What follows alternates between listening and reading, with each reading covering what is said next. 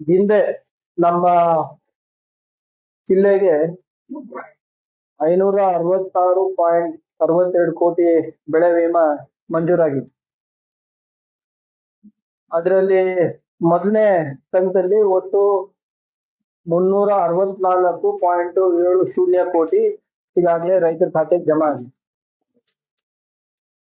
ಮಿಕ್ಕಿದ್ದು 291.92 ಕೋಟಿ ಪರಿಹಾರ ಬಿಡುಗಡೆ ಆಗ್ಬೇಕಾಗಿತ್ತು. ಅದಕ್ಕೆ ಕೆಲವು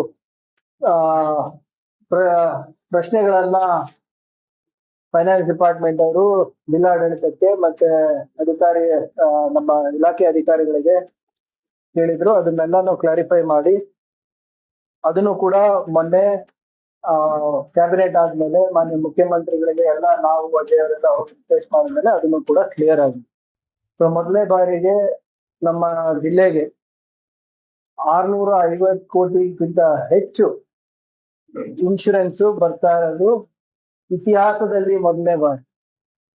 ಇದಕ್ಕೆ ಪ್ರಾಮಾಣಿಕವಾಗಿ ನಮ್ಮ ಕೃಷಿ ಇಲಾಖೆದವರು, ತೋಟಗಾರಿಕೆ ಇಲಾಖೆದವರು, ಜಿಲ್ಲಾಧಿಕಾರಿಗಳು ಎಲ್ಲರೂ ಸೇರಿ, ನಮ್ಮ ಅಧಿಕಾರಿಗಳು ಸೇರಿ ಇದು ಒಂದು ಅವೇರ್ನೆಸ್ ಅನ್ನ ಕ್ರಿಯೇಟ್ ಮಾಡಿ ಇನ್ಶೂರೆನ್ಸ್ ನೋಂದಣಿ ಮಾಡಿಸಿ ಬೆಳೆ ಪರಿಹಾರ ಹೇಗ್ ಸಿಗುತ್ತೆ ಅಂತ ಅವರಲ್ಲಿ ಅರಿವು ಮೂಡಿಸಿ ಸರ್ವೆ ನಂಬರ್ ಜೊತೆ ಹಾನಿ ಎಷ್ಟಾಗಿದೆ ಅಂತ ಕರೆಕ್ಟ್ ಆಗಿ ಮಾಹಿತಿಯನ್ನ ಪರಿಹಾರ ಪೋರ್ಟಲ್ ನಲ್ಲಿ ಹಾಕಿ ಇವತ್ತು ಈ ಎಲ್ಲ ಅವರ ಶ್ರಮದಿಂದ ಮತ್ತೆ ಸರ್ಕಾರದ ಒಂದು ಕಾಳಜಿಯಿಂದ ಇವತ್ತು ಇಷ್ಟೆಲ್ಲ ಕೆಲಸ ಆಗಿದೆ.